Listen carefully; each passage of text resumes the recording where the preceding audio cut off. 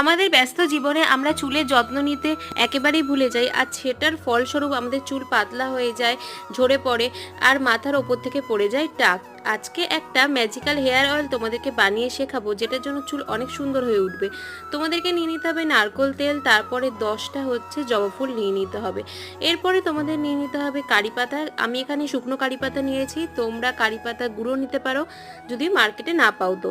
এরপরে তোমরা নিয়ে নেবে হচ্ছে 4 চামচ মতন মেথি। মেথি দানা চুলের জন্য খুবই উপকারী, যেটার জন্য চুল লং হতে সাহায্য করে আর স্ট্রং হতে সাহায্য করে। এরপরে সব কিছুকে একেবারে নাড়িয়ে গ্রিন কালারের একটা অয়েল যখনই তৈরি হয়ে যাবে, তারপরে আমরা চুলের সিথি কেটে কেটে চুলের হেয়ার লেন্থে, চুলের গোড়ায় গোড়ায় সব জায়গায় ভালো মতন অ্যাপ্লাই করে নেওয়ার 1 ঘন্টা পর মাথা থেকে শ্যাম্পু করে নেব।